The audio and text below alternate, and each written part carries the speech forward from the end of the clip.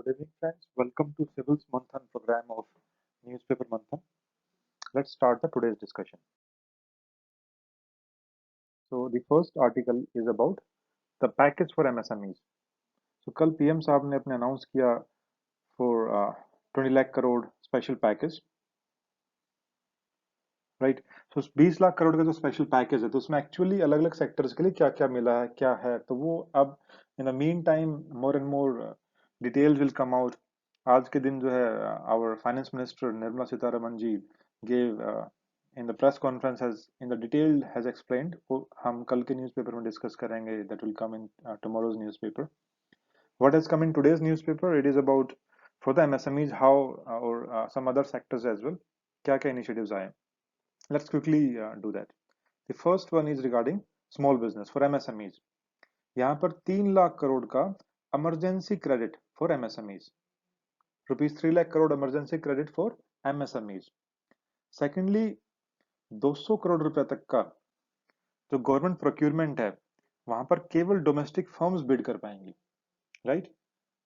Then we come to the next one. यहाँ पर employees और टैक्स पेयर्स के लिए क्या किया है सरकार ने? यहाँ पर ईपीएफ डिडक्शंस को कम कर दिया गया for 3 months from 24% to 20% of the salary. तो अभी तक जो सैलरी का जो 24% कटता था ईपीएफ डिडक्शन में वो 20% ही कटेगा फॉर नेक्स्ट 3 मंथ्स. और आईटी रिटर्न्स को एक्सटेंड कर दिया गया डेडलाइन को. सो इस ईपीएफ डिडक्शन में स्लैश करने से क्या फायदा होगा? बिकॉज अब more take home salary would be there. हालांकि it will somehow hamper the retirement savings because EPF deductions they accumulate together to make up the retirement savings. लेकिन अभी की सेंस में अभी लॉकडाउन में क्योंकि पैसा कम है लोगों के पास, so they will have more money to spend and it will bring more expenditure, more liquidity in the economy, in the market. Third जो सेक्टर है रिगार्डिंग इंफ्रास्ट्रक्चर सेक्टर, यहाँ पर क्या काम किया? यहाँ पर power PSUs will lend 90,000 crore rupees to the stressed state power discoms. ठीक है. और रियल्टी प्रोजेक्ट्स है यहाँ पर जो रियल एस्टेट प्रोजेक्ट्स हैं उनकी डेडलाइन को एक्सटेंड कर दिया गया. That is also a kind of sop. Then the fourth is regarding financial sector. Financial sector में क्या किया है? फ्रेश 45,000 करोड़ रुपीज का partial credit guarantee to NBFCs have been given. तो कहने का मतलब क्या है कि जो क्रेडिट गारंटी दिया जाएगा फ्रॉम द वे ऑफ सरकार की तरफ से कि भाई पार्शियल क्रेडिट गारंटी है, सरकार की तरफ से गारंटी होगी अगर वो क्रेडिट देते हैं आगे. देन 30,000 करोड़ रुपीज का special liquidity for micro finance, housing finance firms and NBFCs. So जो क्रेडिट गारंटी जब देते हैं होता क्या? देखो इससे इसका मतलब सरकार गारंटी दे रही क्रेडिट के ऊपर, क्योंकि चांसेस होते हैं कि जो क्रेडिट है वो एक बैड डेट में कन्वर्ट हो सकता है वापस ना आए. तो इसलिए बैंक्स को अपनी प्रोविजनिंग रखनी पड़ती है what ever amount they land, उसका कुछ परसेंटेज. तो इसका मतलब एक अलग से एक अमाउंट रखना पड़ता है. So that amount is not for lending purpose, वो अलग से रखना पड़ेगा. So it reduces the liquidity. लेकिन अब क्योंकि गवर्नमेंट गारंटी दे रही है क्रेडिट के ऊपर, so banks will have more amount to lend, right? It will do what? It will flow more money into the market, more liquidity in the market to the industries. So because lockdown में क्या हो रहा है? आपके पास situation ऐसी economic have plummeted, right? So let's see. This is the article from the economy business page of the Hindu. तो ये दोनों articles पहला और दूसरा पेज linked हैं, so I have compiled them together. So what do you see? Risk averse banks may now have appetite to resume lending operations. Because banks they are risk averse, because वो lend नहीं करना चाह रहे हैं. ये हमें कैसे पता लग रहा है? देखो यहाँ से ये देखिए कि 8 लाख करोड़ जो है पैसा है बैंकों का, 8 लाख करोड़ रुपए वो बैंक्स ने आरबीआई के पास ही आरबीआई के पास ही पार्क किया हुआ है. ठीक है, वो आरबीआई के पास. अब देखो RBI lends to banks, RBI banks को लोन देता है, पैसा देता है, राइट? अब वो बैंक्स उस पैसे को दोबारा आरबीआई में जमा कर रहे हैं for the sake of interest. अब मेन काम बैंक्स का मार्केट में लैंड करने का है, इंडस्ट्रीज को लोन देने का. It means banks are not performing their basic function जो उनको काम करना है. क्यों नहीं कर रहे हैं? एक तो डिमांड कम है मार्केट में because of lockdown and all, कोविड-19 की सिचुएशन ऐसी है. सेकेंडली एनपीएज का भी है, रिस्क भी ज्यादा है. कि वो जो लोन देंगे वो हो सकता है वापस ना पाए, तो हाई एनपीएज हो जाएगा। तो ये चीजें इश्यूज रहते हैं बैंक के सामने। So what they go for the safest option कि वो बैंक आरबीआई के पास ही जमा कर दो भाई, कुछ तो पैसा आएगा वापस। ठीक है, but this is not the right way to function for the banks. अब इसलिए सरकार ने क्रेडिट गारंटी दे रही है। सो 100% क्रेडिट गारंटी, इससे क्या करेगा, बैंक्स को प्रोविजनिंग की जरूरत नहीं पड़ेगी उस लोन्स पे रखने के लिए, और वो they will be more free to lend to the market, to the industries. Same way for NBFC के लिए लिक्विडिटी का प्रोविजन किया गया है, 30,000 करोड़ रुपीज का special liquidity scheme for the NBFC. कहां से मिलेगा, बैंक्स की तरफ से, मतलब mode of way is through the banks. अब यहाँ पर कर क्या रहे हैं, ये डेट पेपर्स में, इन्वेस्टमेंट ग्रेड के जो डेट पेपर्स हैं इनके थ्रू यहाँ पर आपका इन्वेस्टमेंट किया जाएगा। ठीक है, ये 100% गारंटी होगी यहाँ पर। जो इन्वेस्टमेंट ग्रेड के डेट पेपर्स हैं, जो लोअर रेटेड जो एनबीएफसीज हैं उनके लिए पार्शियल गारंटी है यहाँ पर। So that's all from this economic page. Just remember a few things that we did uh, now in the 1 or 2 days in tomorrow's paper. In fact, we will discuss a lot of other things that our finance minister has announced today. एक उन्होंने announce किया है one nation one ration card, कि पूरे देश में एक ration card होगा, आप कहीं पर भी हैं तो वो उसका बेनिफिट उठा सकते हैं। तो इस तरह काफी कुछ चीजें will discuss tomorrow regarding that. आज के लिए इतना। Second topic is global Nutrition report 2020। अब ये देखिए, एक रिपोर्ट है ग्लोबल न्यूट्रिशन रिपोर्ट, जो कि वर्ल्ड हेल्थ असेंबली डब्ल्यूएचओ का जो पार्ट है उसकी तरफ से आती है, और पीयर रिव्यू वगैरह होता है इसमें।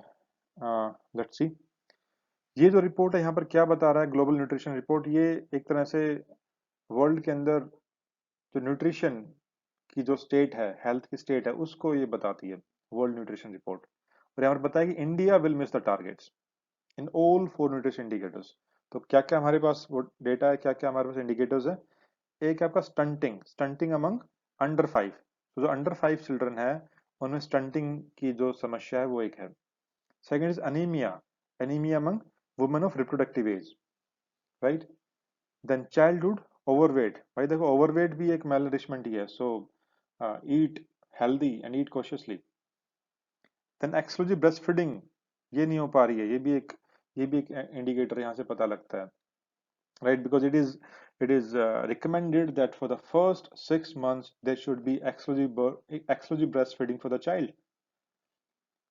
जन्म के बाद पहले 6 महीने केवल एक्सक्लूसिव ब्रेस्ट फीडिंग होना चाहिए, लेकिन because of lack of awareness and other things many people they don't go for it. उसकी वजह से क्या होता है, उसकी वजह से मेल नरिश्ड चाइल्ड होता है, चाइल्ड मेल नरिश्ड हो जाता है, राइट। एंड आगे पॉवर्टी की वजह से फिर से अगर न्यूट्रिशन नहीं मिल पाता है तो मेलनरिश चाइल्ड अपनी अडल्ट में एक मेलनरिश अडल्ट बन जाता है, मेलनरिश अडोलसेंट हो जाएगा। And if this is a if she is a girl, so malnourished girl teenager. और गरीबी में हम देखते हैं कि लोग जल्दी शादी कर देते हैं, she gets married early in the early age. So a malnourished pregnant lady, pregnant woman, and she's very high chances of anemia. And an anemic pregnant woman, very high chances of giving birth to a malnourished child. So it's a vicious cycle, you can say. Next we see the performance of India। ये देख रहे हैं यहाँ पर कि 2000 से 2016 के बीच जो अंडरवेट रेट्स हैं that have decreased from 60 से 66 से 58% for boys and from 54% to 50% in girls। ठीक है, सो जो अंडरवेट रेट्स हैं वो कम तो हुए हैं, 66 से 58 में है लड़कों के लिए, और लड़कियों के लिए 54 से 50%। लेकिन if you compare it to Asia, तो यहाँ पर ये एशिया के रिस्पेक्ट में हमारी परफॉर्मेंस बहुत खराब है। देखो एशिया में क्या है, 35% for boys and 31% for girls, right. Now second parameter regarding stunting in under 5 children, यहाँ पर देखिए 38% of children are under 5 stunted and around 20-21% are wasted. और एशिया में कितना है, स्टंटिंग का एवरेज है 22% और वेस्टिंग का एवरेज है 9-9.5%। सो देखो 9-9.5% और 20% को कंपेयर करो, 37-38% को 22% से कंपेयर करो, see how poorly we have performed. Then this is very important data, 1 in 2 women of reproductive age is anemic। हर 2 में से 1 महिला एनेमिक है रिप्रोडक्टिव एज के अंदर,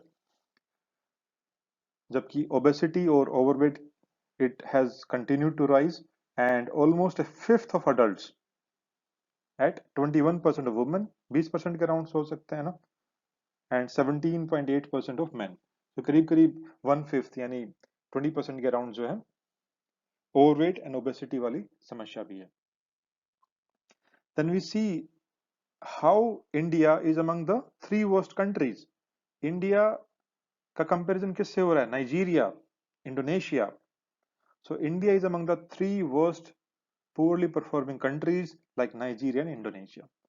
जस्ट याद रखिए एग्जाम्पल के लिए एनीमिया वाला वेरी इंपॉर्टेंट है, इस चीज को याद रखिए. आप एज एन ऐसे में मेंस के पेपर में कहीं भी यूज कर सकते हैं. Same way India, Nigeria, Indonesia के साथ जो relevance means how poorly we are performing. So just have a brief idea, कुछ फैक्ट्स फिगर्स आप याद रख सकते हैं. Then you can see in 2012 World health Assembly ने आइडेंटिफाई किए थे 6 nutrition target for maternal, infant and young child nutrition.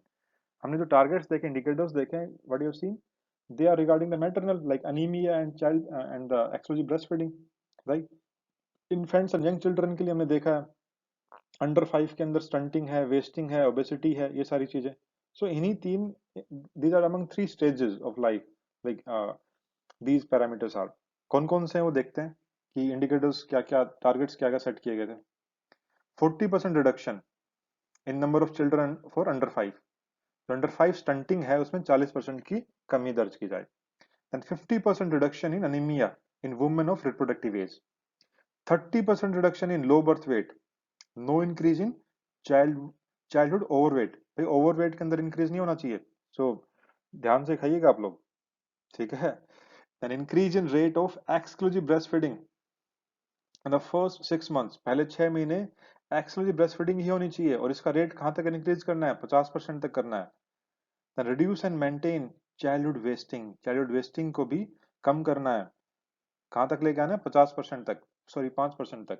सो ये सारी चीजें जो है आप एक ब्रीफ आइडिया रखिए. Under 5 stunting, anaemia in reproductive age, low birth weight, childhood overweight, exclusive breast feeding in the first 6 months and childhood wasting.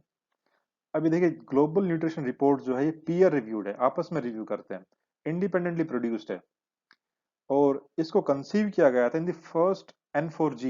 What is N4G? Nutrition for growth initiative.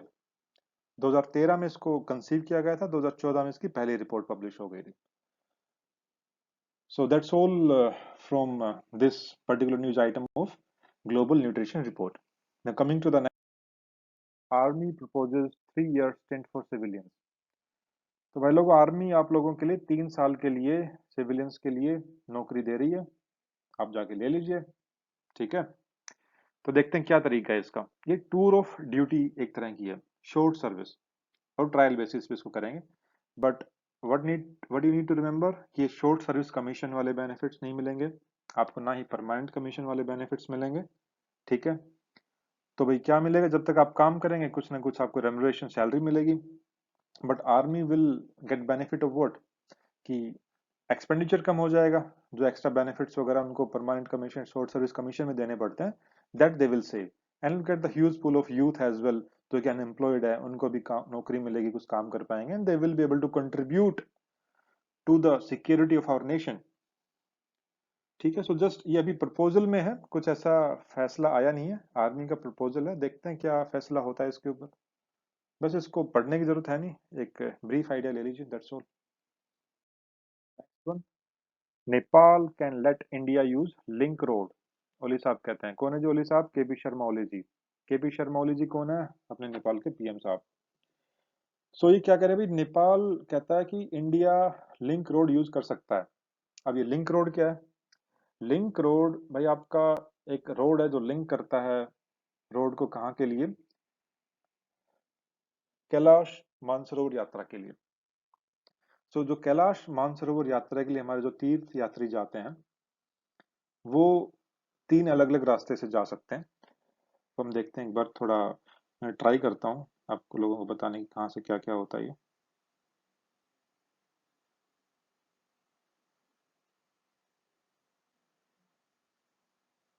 ठीक है, तो यहाँ से देखते हैं एक बार. Let me change the pen. ये यहाँ पर आपको उत्तराखंड के अंदर क्या आपका एक पास है, क्या नाम है इस पास का बताइएगा, just try to recall it. इस पास का नाम है Lipu lake, Lipu lake pass in Uttarakhand. So it is at the tri junction of India, China, Nepal. So इस पास के थ्रू एक आपका रास्ता है फॉर द कैलाश मानसरोवर, कैलाश पर्वत के लिए। So it's a Kailash Mansarovar Yatra. Second आपका एक नेपाल के थ्रू है। थर्ड आपका सिक्किम के थ्रू है। सिक्किम के थ्रू कौन सा pass? Through Nathula, NATHU, Nathula pass. So what I want to tell you guys that this way, this link road, it is what we are talking about here is on the Lipu lake वाला जो रास्ता है वहां पर। So issue क्या है यहाँ पर, क्या था कि एक मेजर पोर्शन जो था, एक पोर्शन जो था, उस पोर्शन पे रोड नहीं था। So people they had to face load of hurdles, very rough terrain, पैदल जाना पड़ता था, बहुत ही दुर्गम रास्ता यू कैन से। सो यहाँ पर जाने के लिए people had to face load of difficulties. अब यहाँ पर एक रोड बना दिया गया है। इस रोड को इन्होंने, ये रोड जो है अभी रिसेंटली हमारे डिफेंस मिनिस्टर साहब राजनाथ सिंह जी ने इसको इनॉग्रेट किया है। अब इश्यू ये है कि ये लिंक रोड जाता है काला पानी से। यू कैन सी हियर, यहाँ पे कहीं लिखा होगा काला पानी, यस, काला पानी से। अभी काला पानी टेरिटरी जो है ये नेपाल भी क्लेम करता है and it is in the occupation of India. तो नेपाल कहता है भाई आपने ये लिंक रोड बनाया, आपने कनेक्ट किया, ठीक है, लेकिन आपने हमसे बात नहीं की। So it is kind of the breach of sovereignty of Nepal, right. So ऐसा कुछ इश्यू जैसे कि इंडिया ऑब्जेक्शन रेज करता है और CPEC, China Pakistan economic corridor passing through POK, Pakistan occupied Kashmir. भाई वो POK हम इंडिया क्लेम करता है, भाई आपने ये ग्वादार कॉरिडोर वहां से क्यों बना दिया CPE से। सेम वे नेपाल ने ऑब्जेक्शन किया है कि आपने जो काला पानी वाली टेरिटरी क्योंकि डिस्प्यूटेड है, नेपाल भी क्लेम करता है, तो आपने यहाँ से why have you made a road through it, right. चलो जो भी है, but kind of the similar issues you can say, not exactly same. So अभी ये कह रहे हैं कि भाई नेपाल कहता है कि India can use the link road. So somehow by various diplomatic channels I hope these kind of issues between India and Nepal will be resolved. Let's hope for the best. And the third way by which people can, the pilgrims can also go through Sikkim as well. That is through which pass? Nathula Pass. और भी दो passes और important है जो आजकल news में। नाथुला पास एक आपका है, एक आपका नाकुला पास, नकुला, NAKU।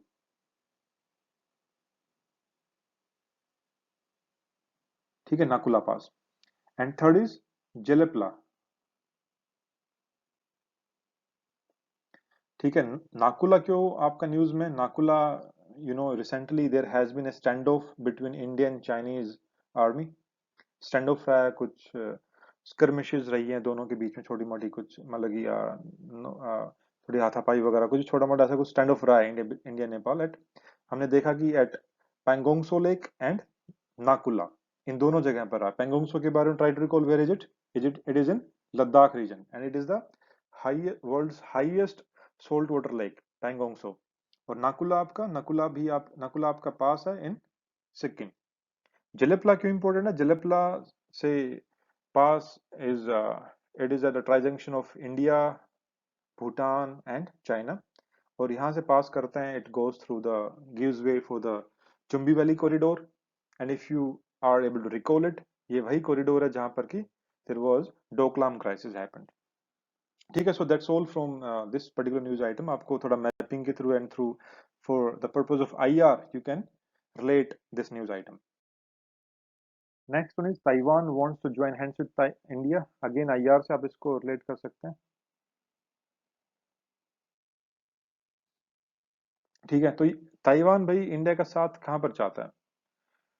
अब देखो, थोड़ा सा एक ब्रीफ इसका बैकग्राउंड देता हूँ मैं, क्या हुआ कहाँ पर चाहता है। इन वर्ल्ड हेल्थ असेंबली में Taiwan wants to be part member, और वहां पर वो इंडिया की सपोर्ट चाह रहा है, because India will be the chairperson for the next 3 years in for the World health Assembly, that is executive body of the World Health organisation.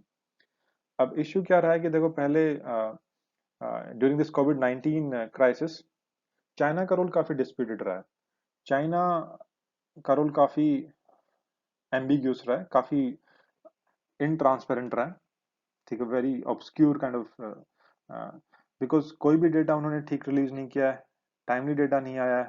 Thirdly, initial time when China denied कोविड-19 to be human to human transmission, और China ने WHO को भी influence किया in the same regard, और WHO ने भी timely इस कोविड-19 को ह्यूमन टू ह्यूमन ट्रांसमिशन नहीं रिकॉग्नाइज किया। So it led to the spread of this virus throughout the whole world and led to this huge pandemic. Many people are dying and are getting infected. But Taiwan initial level पे ही इसने claim किया था it is human to human transmission, but Taiwan की आवाज नहीं सुनी गई। क्यों नहीं सुनी गई? Because Taiwan is not having any recognition in WHO world health assembly. In fact Taiwan की recognition most of the international bodies में नहीं है। क्यों नहीं है? Because of its clashes, or you can say crisis or issues with the China. China Taiwan का issue चलता रहा है। What is the issue? Let's have a brief background of that.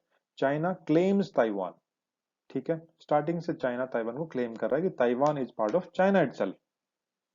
तो चाइना कहता है ताइवान जब एक अलग से कंट्री ही नहीं है तो भाई क्यों इसको अलग अलग इंटरनेशनल बॉडी में रिकॉग्निशन दी जाए। और चाइना की पावर के आगे many countries are not able to just do what things are right sometimes even. चलो इसका एक बार क्राइसिस देखते हैं, what the crisis had been between China and Taiwan, and just have a brief. So let's see, go through the map. This is the mainland China and this is Taiwan. Taiwan एक island है in the vicinity of China.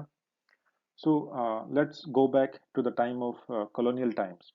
So China was a sphere of influence of various colonial powers like United States, Britain, France, Soviet Union as well. So these were many powers who were having spheres of influence in China. Then slowly, with time, civil war started in China. And in this civil war, there were two major parties. One was CPC, that is Communist Party of China. Another was KMT, Kuomintang.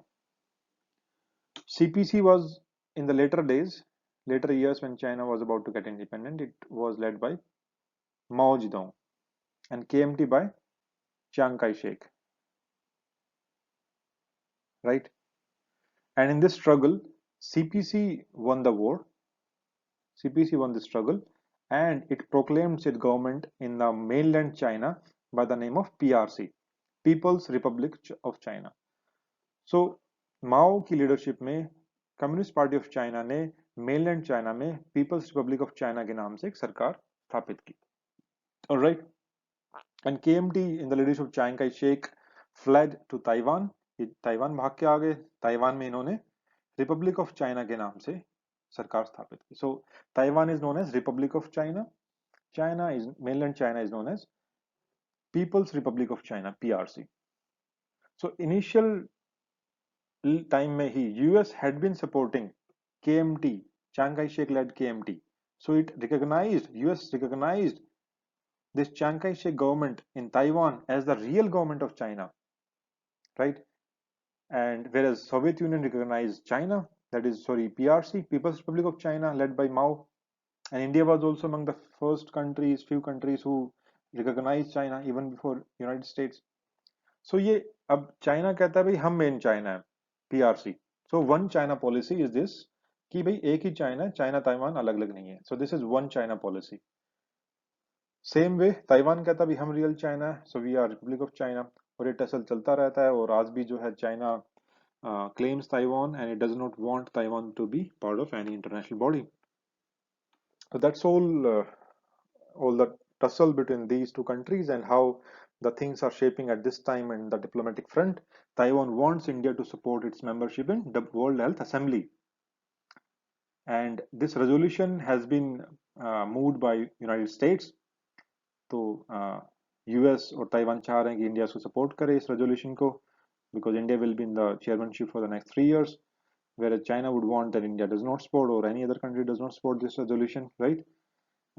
India और China के relations जो हैं, India will definitely has to tread very cautiously over this issue, because any such move that infuriate China could be harmful for India's interest as well. So let's see what Indian government decides over it. Okay, so that's the end. That's all for today's discussion. Thank you. If you have any questions, well, this is our Telegram channel. The link is also given in the description given below. And you can, if you have any questions, you can ask your questions in this Telegram group.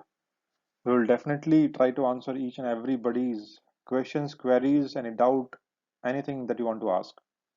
And this group is an initiative. There are people who are selected candidates of UPSC in civil services. Already civil servants are here, so we are civil servants who are will try to clear out of your any of your doubts from the state civil services, UPSC. So people from different domain are can provide you the guidance for you.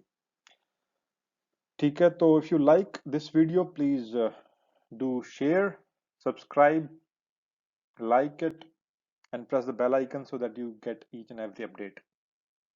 So that's all for today's. Thank you very much.